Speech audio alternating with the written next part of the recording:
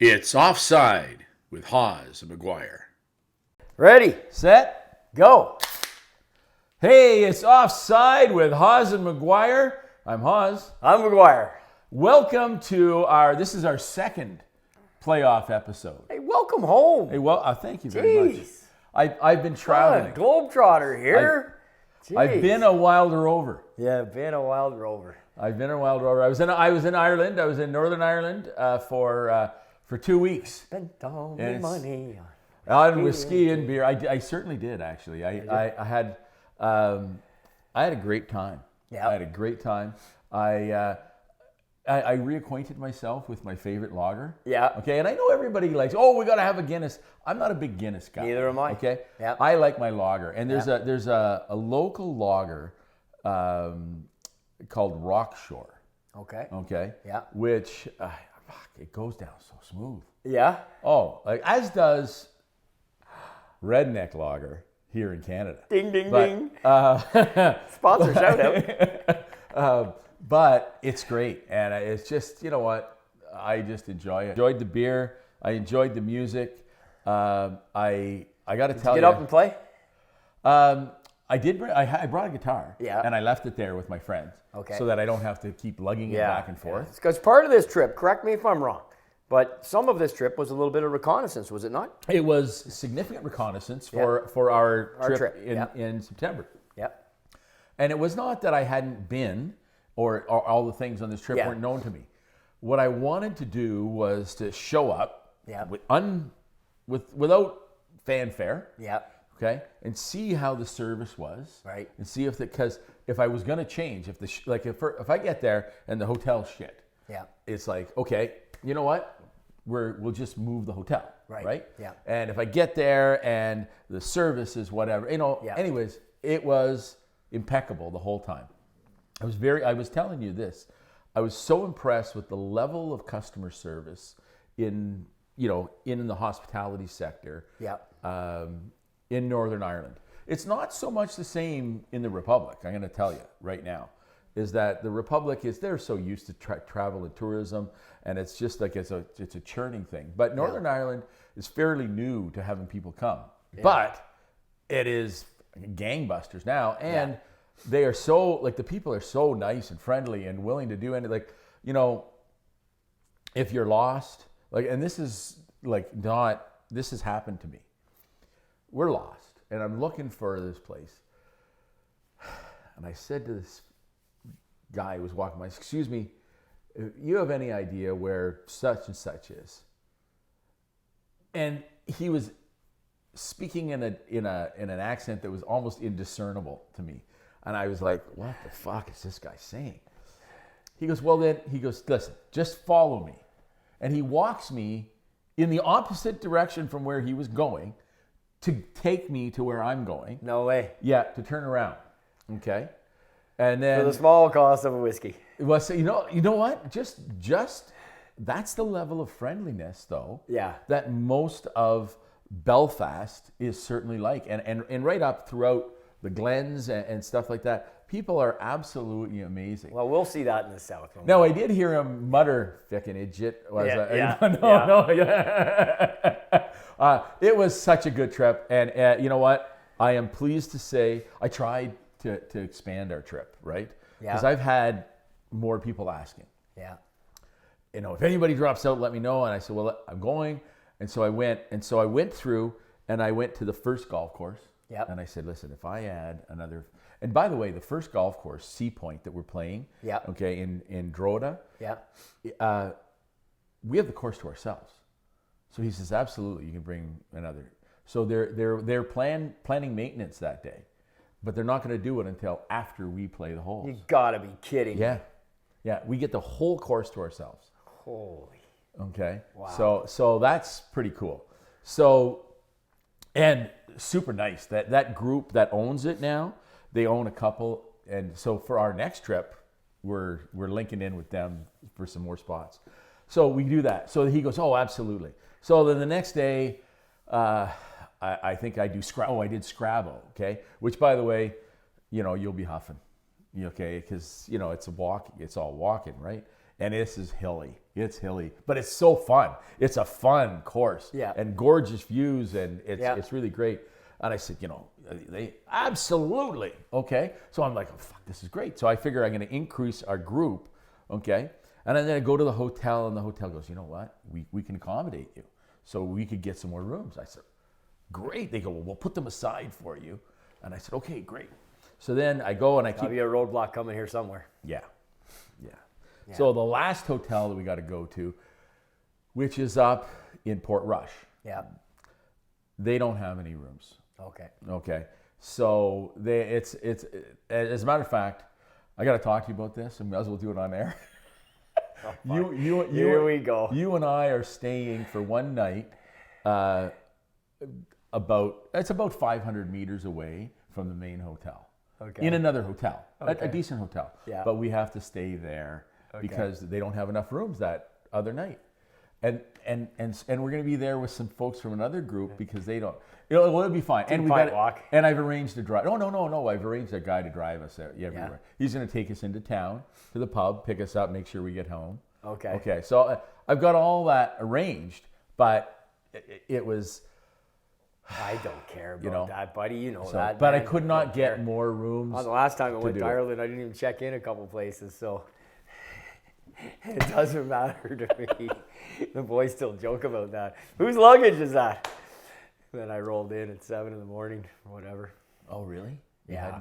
Yeah. I went out after. Well, good. But you know what? This time that's going to happen. Not going to happen because we have our personal concierge service. Yeah. That's coming along. It's going to be bringing all of the luggage into your room. Oh, so it'll at least make it out of the lobby. You'll make it out of the lobby. It'll Yeah. be in the room. And, and listen, pace yourself. It's the fucking whole time. It's not my first You're an rodeo. old man. Yeah. No, I'm not. You're an old I've man. never been in better shape. Have you? Never. Really? Yeah. Wow. Best shape I've ever been in. Mentally, physically, everything. Well, you Good to look go. like shit. Thank you. All right, listen, we got other stuff to talk about. We have so a few things happened while I was gone. First of all, I want to say I was over in Ireland. Yeah. Following, How about those Leafs? Following the Leafs Boston series. Oh my God. And I to be honest, I was shitting my pants. Well, I guess so. I was like, Yeah. this is ridiculous. And then I watched the last game, and it's like fucking tied. You would have shit your pants a lot more had you been watching the games because the Leafs were the better team over the 7 games. They were. Wow. And Boston just found a way. And then, of course, anytime you go Game 7 overtime, to flip them. But, yeah, you must have been, because you would have been waking up in the morning. Well, what happened? Finding out what happened, except for the last game. What'd you do? I stayed up all night. No, you didn't. Yeah, I did, and I couldn't watch it. I have that on TV app. Yeah. Or thing wouldn't work there. They have it blocked. I couldn't see the game anywhere. Okay. So I'm following. You're just the getting updates. live scores. I'm just getting live scores. Yeah. Live scores. Which there was almost none of. Which is exactly, and I'm there, and it's 4:30 in the morning. You must have It shit when was Toronto went up 1-0. Oh. 11 minutes to go in the period, they're up 1-0. Minute 21 later. Yeah. I mean, that whole thing. So 4:30 in the morning was when it ended For me. Yeah. That night, and I was like that. I was like, now I can rest. Now I can sleep. You would have died 1,000 deaths being here. I'm sure many Bruin fans did. I mean, it was a great series, really, on a lot of fronts. Boston found a way. I understood though that it was kind of WWF. Like there's so much grabbing and holding and. Am I wrong? Like I'm just hearing reports from people. Yes, I would not say it was anything extraordinary. No? Oh, No, okay. not in my opinion. I mean, you're going to talk to Leaf fans who always got to cry about something. Like they never just lose, right? It's always something. So should have been a penalty shot there, should have been a cross check there, should have been whatever here. But same thing, conversely, exact same way.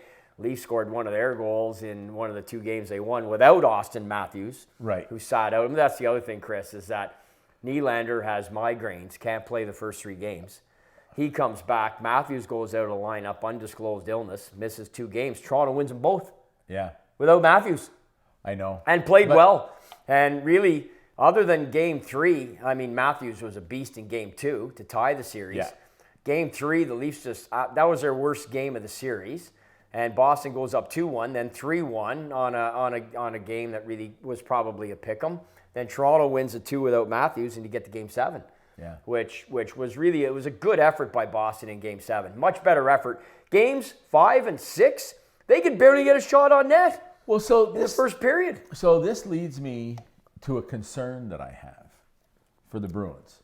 Well, okay. I mean, you don't really think they were a cup threat this year. You didn't have that on your bingo card. I'm sure no Bruin fan really does. No. But I had them going to the conference final. Really? Yeah. Wow. I did. Wow. I really hoped. Well, I mean, okay. This is playing out exactly as you would. We all figured Florida and Boston. That's right. Especially Matthew Tkachuk, who really gave the slam to the Leafs. Well, listen, we all knew it was going to be Boston. Are you kidding me? It was Game 7 overtime. What a hammer job on the Leafs he did. Yeah. But I'll tell you what, I mean, I'm sure you saw the game the other night. I mean, you got to be licking your lips for this game tonight. I mean, as we're taping so I'm in Ireland still, and I don't watch the first game of this series. Right. And Boston, from what I could see, trounces Florida. Yeah, they just ran them over the last 2 periods. So I get home Wednesday. Okay, first thing, literally, I'm home at like 6 o'clock at night, and you're fucking exhausted. But the game's on, so I watch the game, and I'm going through that, and I couldn't fucking believe it. Florida, basically beat the shit out of Boston. It was pathetic. It was a role reversal from game 1. And Swayman had a tough game. Well, you know what? They weren't bad goals. They weren't horrible, but they weren't great, all of them, and they did the right thing, pulling them. We'll see who starts that was tonight. A respect thing. What would you do tonight? Would you go back to Swayman? Yeah, absolutely I would. Yeah, I would. And that's only because, he's carried the mail. He's carried, listen, 7 straight games, he lost 1. Yeah. Right? Yeah. You can't change, and I know that you've got a 2-man system going. Yeah. But in the playoffs, said you think about last year when they blew the 3-1 lead against Florida, and they didn't make the change when Allmark had the bad game 4, right? Yeah. Well, so here's what 5. I would say. Bad game 5. I say you got to go back to him, to Swayman. Yeah. You give him the chance to come back because at the end of the day, the confidence level is important. Yeah. Right. Let him win this game, and then he can take a rest, and you can let Allmark play the following game. You don't have to stick with the same guy. As a matter of fact, it might even make sense to switch it up, but you need to build that kid's confidence back up. Right? That's my opinion. And it's not for his well-being. It's for the well-being of the team down the line. I think you're right. I think they will go back to Swayman. Myself personally, I wouldn't. I would go with Allmark right now because you're not even favored to win this series anyway. So they scored 2 on him like that, though. Yeah, I know. He wasn't that much better. I mean, the reality is that that's actually a good point. That's a good point. Florida fucking dominated that game. Yeah, and they threw them around, with the exception of the Marchand Tkachuk hit going in there. That was a nice hit. Yeah, that was beauty. But that was a beautiful hit. That was probably a hit of the game. And you know what? I loved the way Tkachuk was when he came off with that. Yeah, he was smiling. He was of slapping. Course, absolutely. The guy's a warrior. He's nowhere near as tough as Brady, but he's a warrior, and he's probably got more talent than Brady. Although Brady's very talented, but I mean, really, what everybody's talking about is Pasta, and him going to Chuck, him going, the video, the camera, going back to Monty and telling Monty, I'll do it. I want to go home. Yeah. Like he's telling him, I want to go. You want this? And then Monty goes, yeah, okay. Right. So then Pasta turns around because the camera caught to Chuck before that, and he's yelling over, "Hey, Pasta!" he's. Yeah. I mean, at the end of the day, there's still okay, Chris. So we're gonna go away. Yeah, okay. So he yells over. So Pasta turns around. You see him. He turns back and he looks down at the bench. And he's nodding like this. Yeah, we're going. Yeah. We're going. And he goes, he's not a fighter. No, not at all. You can tell. He's a scoring. He went out there, he's pissed off. Yeah. And he said, fuck it, I'm going. Yeah. And everybody that's a hockey, knows hockey, follows hockey, played hockey, all the teammates, everybody in Boston. It was great. I don't care if you hate the Bruins, you have to love that. Yeah. Even if you hate the Bruins. If you love the Bruins, you must be over the moon. You know what? I thought it was Well, it was the first of all, when you have a guy who is not. I mean, listen. How many fights has he had in his whole fucking career? I don't Maybe know. He's one. had another. I don't actually, even to be honest. exactly. I should have checked that You out. know, I don't even remember him dropping the gloves another time. So this is the thing. But a guy who comes up and is there and stands up at the right time. Yeah. To a pretty tough nut. Oh yeah. Okay. And And you know what? And he didn't lose by that badly. No, I mean, listen. look, what was it going to be? You knew it wasn't going to be Probert Cox here. You know, rock 'em, sock 'em. It wasn't going to be that. Yeah. And that's the reason why fighting needs to stay in the game in respect to just being 5-minute majors. Because you want to have that ability to diffuse a situation which will become sticks, cheap shots, hits from behind. Now you got a guy who doesn't fight. They just want to get their alpha males, mostly in their 20s or early 30s.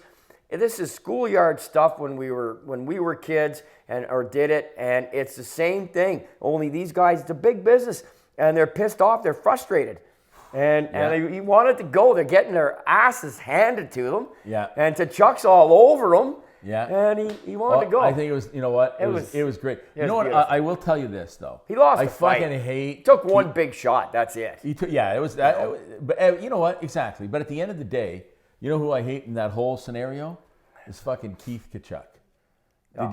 You know, and he was acting like a fucking idiot. You know what? Have some class. I wasn't sure why. Why was he jumping down for? Like, what? Because he wanted to be a part. Like he was so excited. It's like, holy fucking buddy.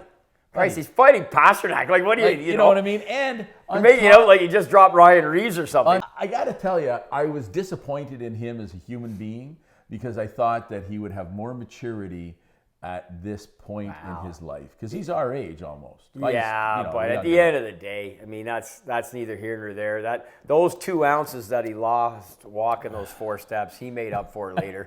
I'm pretty sure. Well, the nachos came. There were free nachos. Every time a Kachuk has a fight, he gets a free nacho. Yeah, well, Keith for sure. I mean, I don't know if there's any former players put on more weight. I mean, he is a whale. He's a big boy. Oh my God, he's got to be over 300 pounds easily. Wow. I mean, you know what? I am not going to fault. Look at the commercials with his sons. It looks like he ate them or something. I mean, he's just massively huge. But yeah, it looks stupid. But I mean, it was over in a second, and who cares, you know? And Brady's overseas playing. He just got named captain. Oh, did he? Team USA. Really? So they got a good team. So Johnny T's going over for Canada. Not really doing cartwheels over that, but I mean, whatever. Well, he's getting used to that. Yeah, well, he hasn't gone very often. That's the thing about those guys. They all kind of did it, you know, at a time or two, but it's to get a guy going over, I'll give him credit. You know, I mean, you got to fly. He's just the most disappointing loss. Oh, you got poor bastard's got to fly first class over there. Yeah. He's sleeping in the pod. Oh, yeah. Get over to Europe. Yeah. Oh, first class hotel. Yeah. Okay. No, I know. You know what? I'm a little tight. Maybe we'll get you a fucking back rub. Oh, for sure. You know what? Oh. No, I know. I'm not crying a river for and the by guy. the way, Hockey Canada's going to pay you for this too. Yeah, we get a couple bucks as a stipend compared to what they make. But I mean, still, at the end of the day, he's going to represent the country. Yeah, he is. So, absolutely. You know, we'll give him credit. But it's not a massive, like, it was on Twitter. John Tavares going over to help Team Canada. Well, I mean, we'll see. Yeah. Still, be a veteran president. Like for Bedard, I think it'll be nice. Yeah. Oh yeah. You know, that sort of thing to have Johnny T there. So and our team looks all right. So we'll see. Yeah. That thing's a B-tourney anyway, but it's, well, listen, if Edmonton lose early, maybe we can send Corey Perry over there for Bedard. There you go. Yeah, why not? You know, certainly be able to pick up for him. You know? I got some ladies for us. Is your mom coming? Or? Yeah. Okay, which leads me now to that other game that I watched, and I stayed up. I stayed up and I watched the Vancouver Edmonton game. Okay. Did you see that? I actually did not. See here. Normally you see all the games and I don't. I know. It was that. Well, I've seen all the highlights. That third period. I saw most of the first period. That's all that I watched. Well, of it. The third period. Yeah. Okay. The comeback. Vancouver. Fuck! It was unbelievable. Yeah. It was like barnstorming. Sure. You know what I mean? And a couple of those plays were just, and they're set, right? Like that that you've practiced. They've practiced this before. Yeah. I'm thinking. But Jesus, you know what? Well, the one that went under Skinner's pad, you don't practice that. That's just a brutal goal. Mind you, however you pronounce it, Vancouver's goalie's name, he let in a brutal one as well. Let's be honest. Not a great performance by either goaltender. When you allow 9, it's going to be some stinkers, and there were. But the fact is, Edmonton blew a 4-1 lead, and we've seen it all over the place. I mean, Dallas did it game 1 against Colorado, almost did it last night. I watched all of that last night, and watched them almost blow it again against Colorado, but they hung on. But so you watched Edmonton, Vancouver. You saw them go up. You saw Connor McDavid's only NHL game to date. Without a point. Without a shot on net. Without a shot on net. Didn't get a shot on net. It's the only playoff game he's ever played without a shot on net. 24 minutes, 1 assist, -1. Never got a shot. Really, eh? You'll see a different Connor McDavid tonight. I think there'll be a little more resolve. Yeah, I think so too. And they'll I still think they'll win that series, but it should go long.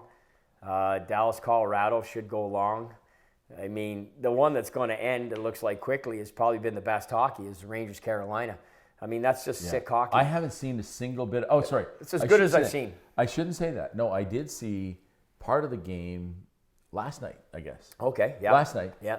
And I gotta say, I'm gonna moan a little bit because Ottawa traded Mika Zibanejad out of Ottawa, and that guy's a fucking franchise player. Oh, he's a stud. Hey, He's a stud. You know, he got caught up there and just with unfortunately with a rush to judgment. You know, people don't look long term. That's the world we live in today. It's unbelievable. You're hammered for a bad period, let alone if you have a, you know, it used to be, well, let's give the guy a couple years. It's like no way. You're just ostracized now if you can't turn anything on the table. And he got caught in that and moved on to New York, and he is such an integral part. That pass he made to wasn't that Kreider, amazing? Yeah, it was an amazing pass. And you give Kreider credit for. And you know what I loved is that wasn't just trying to get to him. It's beautiful. He waited for the right moment. It's class act. And it was total great pass, and you know they got the lead late last night. Carolina ties it up, you know, late. I mean, Carolina they're a beast of a team. It's probably the best version in the Donnie Waddell era as general manager. It's the best version of Carolina that I've seen. I've been pretty hard on them because any team that does duck, goose after games, I just got no time for. I don't watch it. I don't care. I know it's sold T-shirts and the whole fight with grapes and everything else.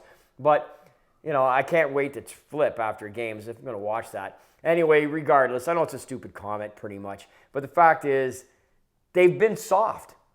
They've been soft, and they're not. They don't play soft anymore.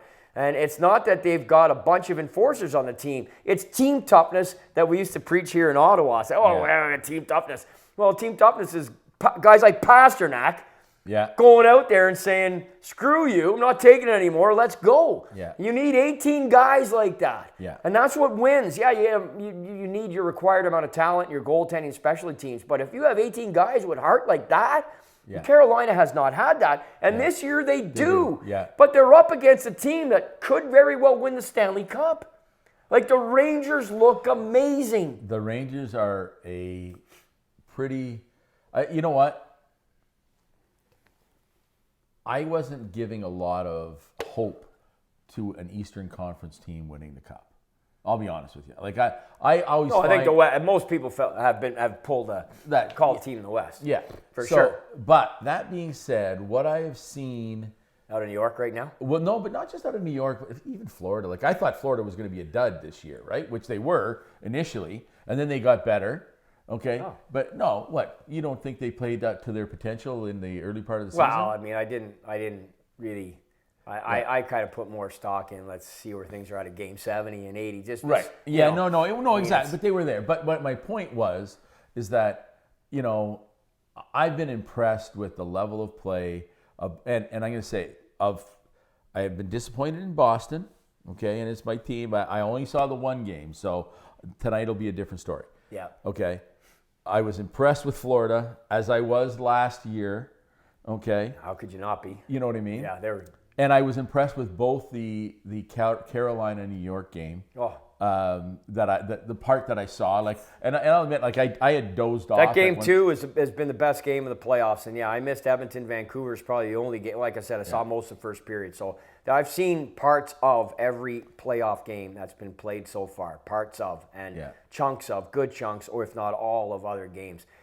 Game 2, Carolina, New York, is the best game I've seen so far in this playoff. It was pretty awesome. And I mean, it went to double OT, but the Rangers. So I'm assuming you're setting it up to say, hey, hold on to your hat here because the East are coming. Yeah, that's exactly where I was going. Yeah. It's funny that you caught on to that. Yeah, it's your very I'm very perceptive that way. You know what? You the more I drink, the more perceptive I become. But that's it. Now, here's something else I want to. You know what I was really disappointed in while I was in Ireland? That we lost Winnipeg in the playoff run, right? Winnipeg lost out. Well, they got run over. Okay, but it led to not led to. I'm sure it was he had a rough season with his wife's illness. Yeah, like that. But Rick Bowness retired. Yep. Okay, so yet another team looking for a fucking head coach. Yeah. Okay, so we got some stuff to talk about as far as the coaching thing. So where do we want to start? You want to start in Toronto right away? Because as we tape this. No, they've announced it. It's announced. What'd they say? It was yesterday. I got a friend of mine sent me the clip. No, there's no announcement. No, the press conference is today. That's what I said, and he said no. He sent me a news clip. No. Well, they're wrong. Press conference is today. Okay. And it's the Holy Trinity, and it's Keith Pelly, and it's Tree Living, and it's Shanahan, and they're holding their presser today. They announced Keefe being let go yesterday morning. And he did that great video, which has really gone viral. I didn't. Oh, he stood in front of some body of water and just poured his heart out, saying how much. He actually, it was a really good video, to be honest with you. But he ate all the responsibility in the world for not getting the job done as a coach. They did the player interviews 72 hours ago. Not one player took a shred of responsibility for losing or not holding up or not getting it done again and again and again. Like nobody, not one player. And Keefe, who got fired, gets gassed, steps up there, takes the bullet. And it was well, you know what? He, so that you know what? Really well. But that shows that he's a man of integrity. I think so. Oh, absolutely. Look, let's be honest. He's the guy. I don't know how anybody, and listen, I'm in communication, you probably are too, but I'm in communication with a ton of Leaf fans. And I don't talk to them. Well, I know you do. I know you are. But, I mean, everybody thinks, like Shanny's had 10, 11 years. Like, the Shanna plan, you had your chance. Like, you should be going to... Who's going to fire him? Keith Pelly. They brought in Keith Pelly for this very reason. And anybody... Listen, I know Keith like that much, okay? I know him just... There was years ago, there was going to be this sports trivia show on TSN. I had to go down to Toronto. I did an audition for it. It never came to fruition. I met Keith Pelly. He was involved in. Okay. He's a TV exec going back in the day for years, and he got involved in the European PGA Tour. Now he's come over, and he's a CEO now of Maple Leaf Sports Entertainment. He's Brendan Shanahan's boss. Right. So when Brendan does go, and it doesn't appear like it's going to be now because they're doing the presser today, maybe even as we speak. And he'll definitely go next year when they lose first round. I mean, if it's not this year, it's got to be next. But the bottom line is, to your point, 19 coaching changes, I think, in the NHL in the last 18 months or something. They've never had a run like it. Like, I mean, Marty St. Louis is now the 5th longest serving coach. Oh, really? In the NHL, a 32-team league. He's the 5th longest. He's been there a couple of years. I mean, the whole thing's just, it's ridiculous. It's just they're putting them in, Chris, and spitting them out. They're just spitting them out. Well, yeah, I mean, it brings new meaning to the coaches that are hired to be fired. Right? Absolutely. You know. Well, look at Ottawa, Travis Green. We got to talk about that. Well, we got to talk about that. So we got to talk about Toronto. I think. Here's what I think. Here's what I wrote. I had to write something. No, I saw that. By the way, it was good. I thought that was good. I had to throw a mention out, so I wrote my comments. I said Keefe will be gone. I thought they'd announce it Friday. They announced it yesterday, and I said on Friday they'll announce Berube as a coach. That may or may not happen. I don't know. But I think it's Berube. If it's not Berube, I don't know, Gerard Gallant. I mean, it can't be Bruce Boudreau. Can't be Jay Woodcroft. Nobody. I wrote that Ottawa should have waited. If you're going to hire Travis Green, wait to see what happens. If Carolina gets swept. Like, is Rod Brindamore, has he run his course? I myself personally don't think so. No. But look they just bounced Sheldon Keefe's ass with maybe the best Toronto lineup, who never had the four guys together, their top, the top four, the vaunted four, until Game 7. Yeah. Right? It's the only game that they had them. And you go, oh shit, it's just another excuse for Toronto. Nah, well, you know what? At the end of the day, it's not. It's a fact. And the thing is that this is not an overly strong Boston team. I don't think this team is ready to be taken. Leafs could have beat them. I think Florida's just going to walk them the rest of the series. And we'll see. Maybe they will, maybe they won't. But I think so. And I think Toronto, this was an opportunity for them to get into a second round against Florida, who they match up relatively well, I think, against. But, at the end of the day, the Leafs are the Leafs, and they've got four guys who are taking up a lot of cash, man. Well, so there's going to be movement. There's no question.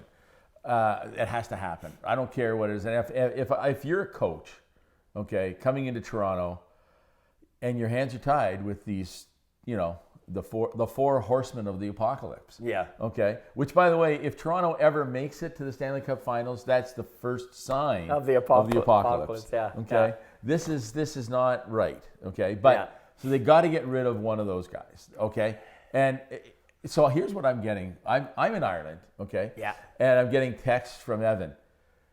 Marner is the. What's going on about Marner? You're right. Okay. Yeah, he had a tough series. You know what I mean? He goes, "Oh, One my goal, God, 3 points." Well, and Evan's comment was this. He goes, Dad, he's got to shoot. He's waiting for. He was trying everything to be perfect because these guys are used to the perfect scenario because they're given space, they're given time. You know what I mean? As they go through the regular series. Yeah. But playoff hockey, they weren't. And playoff goals are ugly for the most part. A lot of them can, right? Yeah. And I think that's what. Yeah. Oh, hey, Jesus, how's it going? It's the ghost of it's the ghost of Leafs victories for days gone by coming in. It's the change blowing in. I had no idea that was open. Anyways, this is the best part of the live thing. It's a gorgeous day out. Yeah. We're gonna close that door. Apparently, we're not. There, it's locked. There. Yeah. Now, if it opens, we know something's really up. That's right. Exactly. We better get some more alcohol and just hunker down here and ride out the ghosts. You know what? There's a lot of. Everybody believes in ghosts. Of course and they fairies do. And oh my God. Of course they do. It's a magical country for that. It's and some of the things that people say are related to that. It's like, really? Come on. You know what I mean? Because we're North Americanized, right? Ireland's such a unique place in that they truly believe in fairies, right? Well, you go look at the leprechaun. No, but they don't believe. You know what? They hate the whole leprechaun comments, but they believe in the spirit world being around them. Yep. It's really, Anyhow, that's it. So we were talking. Yeah. So Toronto Maple Leafs. There's going to be some changes. There has to be some changes. Yeah, but they're tough. These guys all have no moves. What are you going to do? Well, they're not going anywhere the way they are. Yeah. So at the end of the day, they can go to another team and have a shot, and it'll be a team that's going to be a contender. That's where they'll want to go. Well, of course. Right? Yeah. So, and then we'll get somebody else who's just not fitting in on that side. Or not we, I mean Toronto will. Yeah. But who knows what's going to happen on that front. I would like to forget Toronto altogether. Okay, but let me just make one more absolutely off the cuff, ridiculous call. Okay. That I think could happen. Because here's the thing, Chris. If a GM comes to you and you've got a no move, and they say, Chris, when they sit down, how are they going to say it? We'd like you to consider waiving your no move. I mean, right away, they don't want you. So even though you called the shot, you can stay. But they're just telling you right now, you know what? You're not in our minds, we'd like to move your ass out of here. And I think that conversation is going to be had with Mitch Marner. And I think he might, over the course in the next 3, 4, 5, 6 weeks, may consider it. And if he agrees, he'll give his list. And I think that he's going to go to Pittsburgh. He's going to go to the Pittsburgh Penguins and play with Sid in Sid's swan song. as Sid hangs around, hopefully playing like he did this year, which was one of his best years in the last 10 at 36 years of age, because of the Four Nations in February and because of the Olympics in 2026, Sid wants to play with McDavid, and he's jacked up. He's going to be in fantastic shape again next year. Yeah. Mitchie would probably, if he gave a short list, playing with Sid, I think could be on it. He needs to go. You got Tavares at one more year at 11. No one's going to touch him with a 10-foot pole. You want to keep Austin. He's scoring 70. Oh, yeah. You want to keep Willie. Willie is the guy. Oh, that's the other thing, Chris. You must have seen it on the bench. That was the biggest thing. When the three of them came off in the series against Boston, when Marner threw his gloves and Nylander was calling him a pussy and saying, "Hey, quit crying! It's not junior hockey." And it was all caught on camera. I didn't hear that. All caught really? on camera. Matthews, the three of them are right there. Marner turns around, throws a glove one at a time. You got to find the clip. Oh, I have to see that. It's class. And who's sitting back giving it to him? Willie. So I'll tell you what, man. I had my doubts about Willie going back a few years. Like when the Habs came back and waxed them and absolutely smoked the Leafs, crushed them, destroyed them. Worst series loss ever in Leaf history. The guy who played the best in the playoffs that year for Toronto in those 7 games, which is, normally they don't make it that many, but they did get 7, and was Willie. He was their best. And I have gotten to really find an affinity for that guy. Austin's Austin. And you know what? What the hell? Hey. No, undisclosed illness. What the hell? Well, so obviously something, but yeah. Anyways, Well, I digress. You know what? And I will say this: he came back in Game 7, right, to play because it was the last shot. Yeah, and they had him on the third line. Well, because he wasn't. Because he was hurt. I know that. I heard he wasn't feeling well. Whatever it was. So I give him credit. He came back and played through something.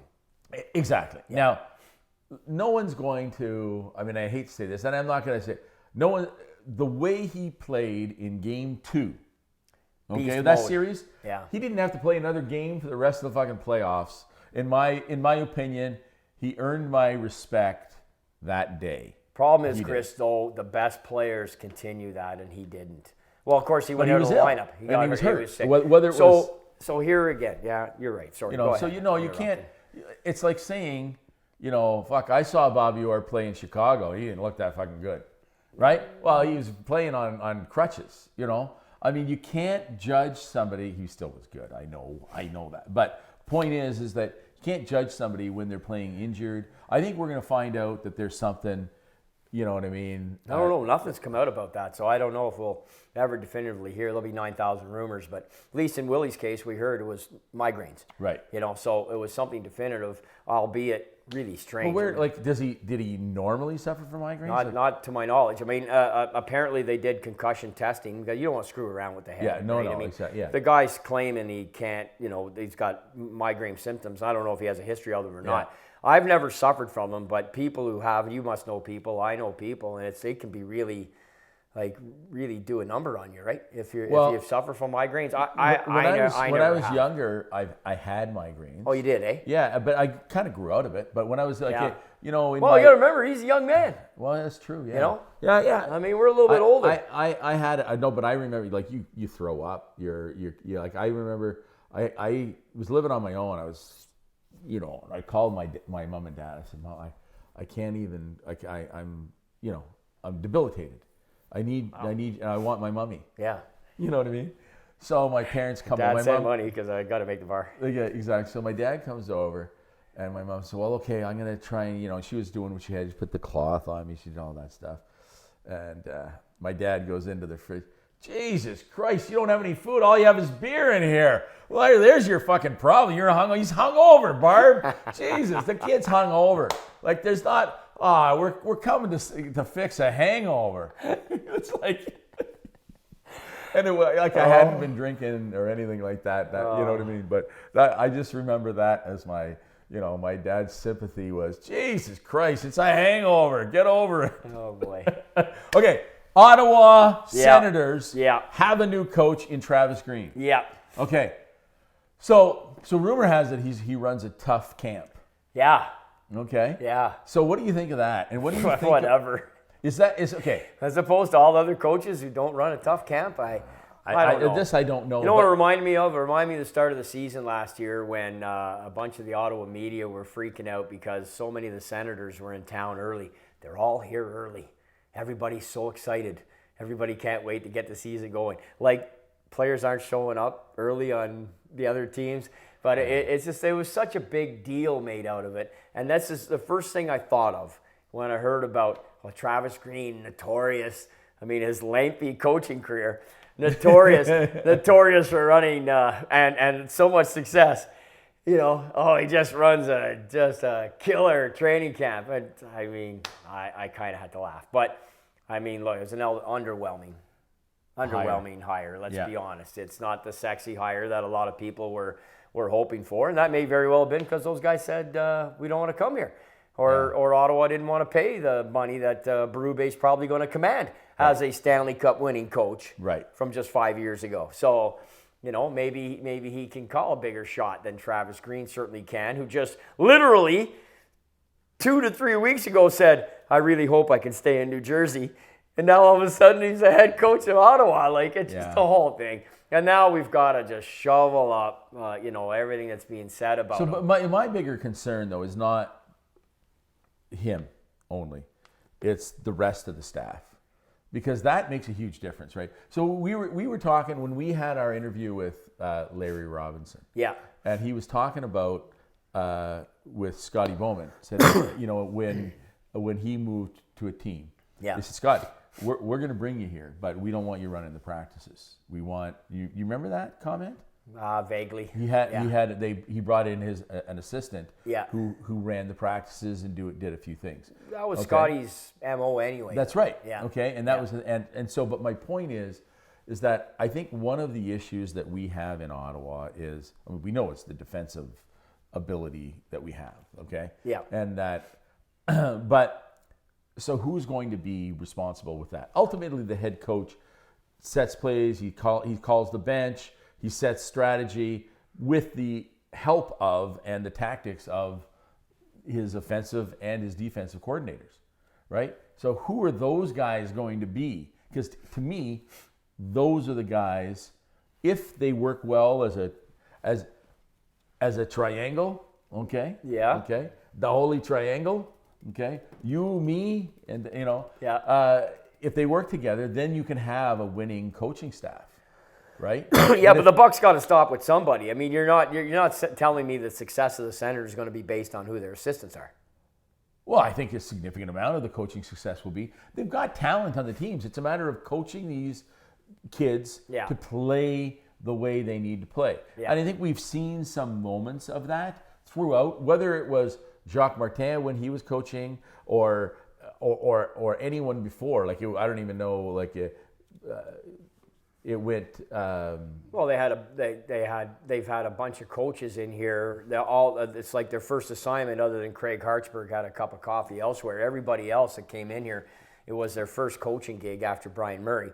The coaching carousel. I mean, it was just literally a revolving door. And everybody's first shot. I don't think anybody's gone on to be a head coach anywhere else since they left Ottawa. So what does that tell you? And at least in Travis Green, I mean, he had Vancouver, unsuccessful, and he had New Jersey, where he's an assistant, came in interim when they gassed Lindy, and he says, "I want to stay." They say, they give Ottawa permission to talk to him. Okay, I'll go to Ottawa. So he comes here. I don't know. It's to me about the Ottawa coaching, it means nothing. If the guy can get this team to 500 and either in, at, or near a playoff spot by Christmas time, they should throw him a parade, because that's where they haven't been for 7 years.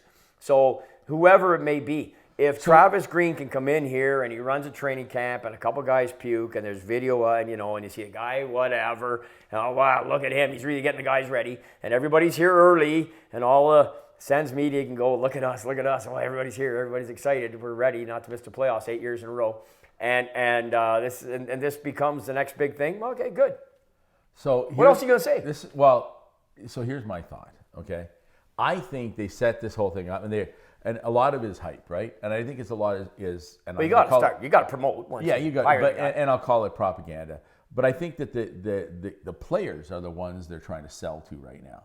The fans, forget the fans. The players, they're trying to say, listen, we want you in the best shape of your life coming into camp. Like as if you're not, though. No, I know. It's so funny to hear that in the 2020s or even the 2010s or even the 2000s. It's probably been literally 40 years since guys came to camp. To get in shape. Yeah. Yeah. Like Dave Semenko and those guys, the famous line from Glens Sather, did you follow my regime for the summer? He said, Slats, I tried that running stuff, but it just, the wind kept blowing my cigarette out.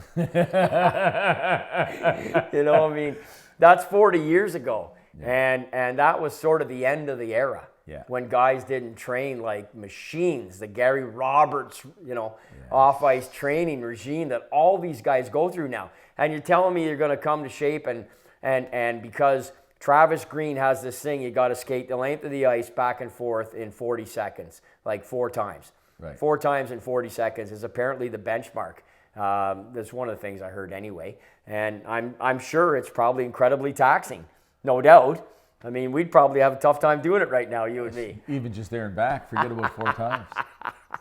So, I'm going to find out. Can we go down and stop? And we're going to find out tonight for me. Yeah, because you're playing tonight. I'm playing tonight in the Ottawa Asian Heritage Hockey Tournament. What? I'm a diversity hire. Okay. I'm a diversity hire. I see. And well, I mean, I have a lot of friends who happen to be Asian. Yeah. And they say, well, can you play? And I said, well, they're allowed 2 imports. Okay. So I'm an import on this team. But I lived and worked in Japan, so I have. Well, you got that going for you. I've got that going for me. Yeah. And as far as I'm concerned, I'm Asian.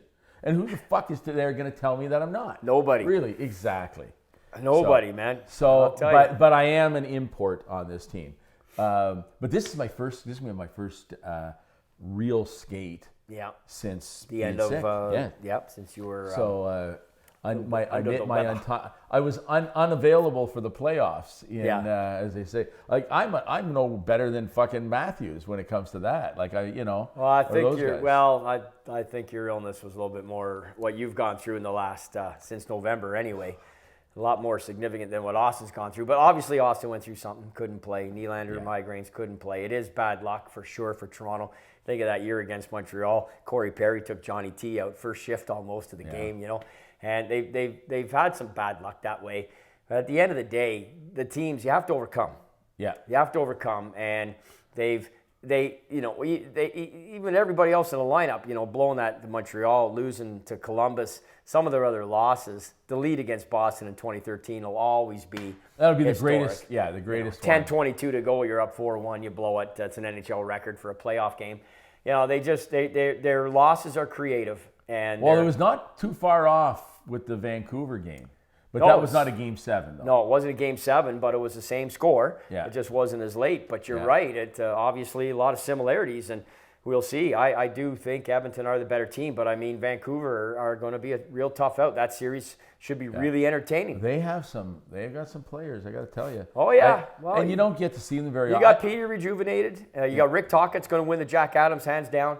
You're getting the goaltending, even though they've had to use a revolving door. Having said that, I don't think either goalie would be happy with their efforts there the other night. But they're non-committal, by the way. We're taping this, so everyone will We don't know who's playing in it. No, they have not committed to who's going in.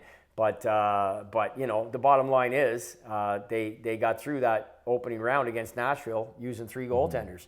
So that's pretty good stuff. I mean, it's only happened like 3 times before in NHL history or something. It's pretty rare. Yeah. Pretty rare. So, that you've gotten the win. There's been lots of times, like Winnipeg Jets used 4 goaltenders in one playoff year, but they lost the series. So, I mean, keep putting them in, you keep losing, then it's not really so much of a story in that other than you used a number of different goalies. Yeah.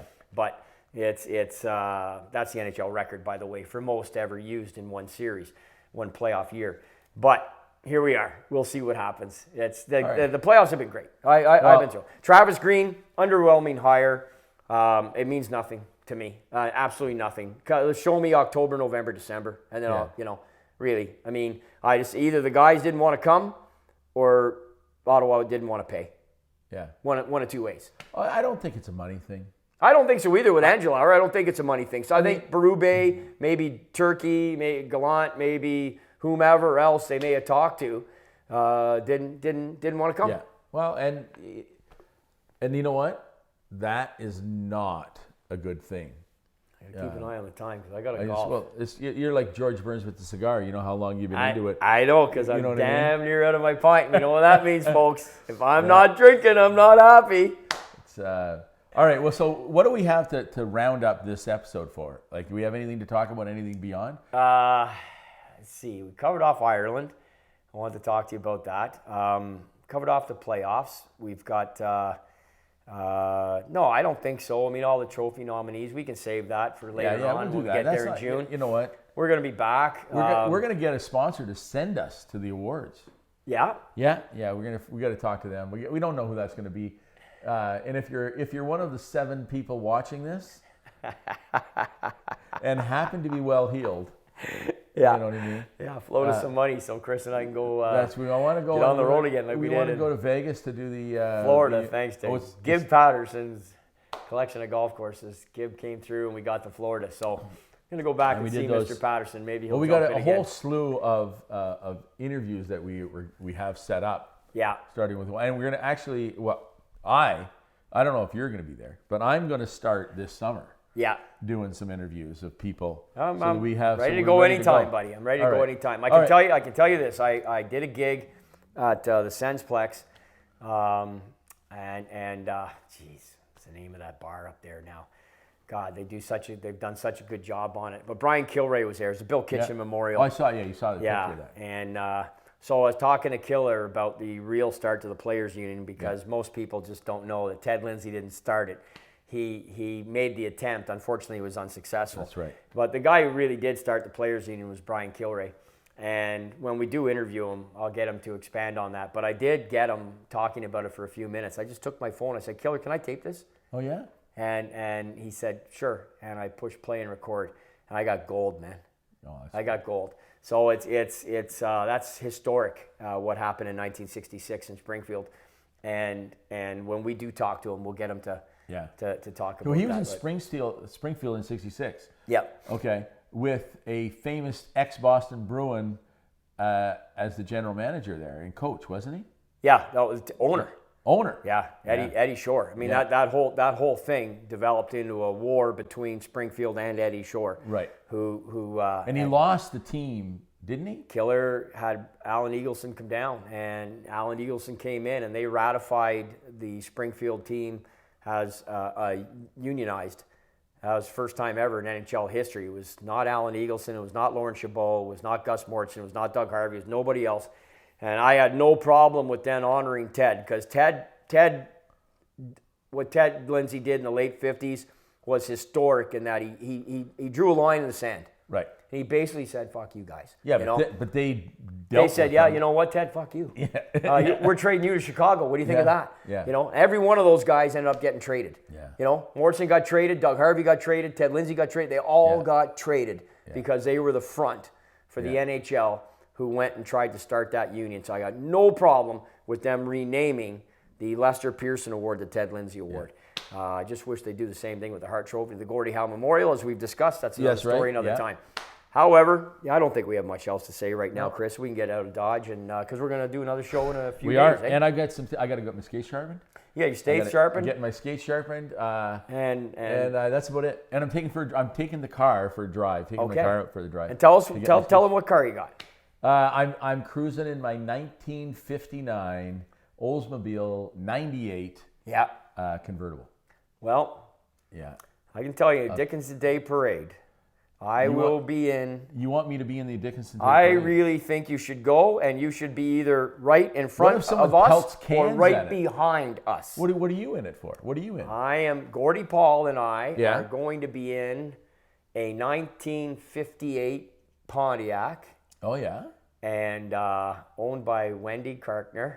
Oh, that's the lady who's the Boston fan that on the thing. Okay. Yeah. Yes. And my friend Wendy, and she owns the car. Okay. And she has agreed to lend it to us. To go on the parade. Yes. That's why I strongly recommend, suggest, and hope that you would consider doing when with your beautiful car. So when's the parade? Friday, May 31st. May 31st. Yeah. Okay. You may be out of town. I may be out of town. But Okay. but I'm not, that's not, I literally, we're discussing, it all depends, because I got to go and visit my kids. So that might be right then. Okay, fair enough. But if I'm here, let me know what I got to do. Yeah. Do I just show up? Well, we said, you show up, everyone lines up at the Manitic Arena. Yeah. And we would arrange it. Yeah. So here's what I do. You would either go right in front of us, right behind us, Okay. and we get right into the center of the tick. Yeah. Right across And we from the park mill. the mill, and we park. Someone will hustle us out a couple pints. Okay. Well, that's, you know what?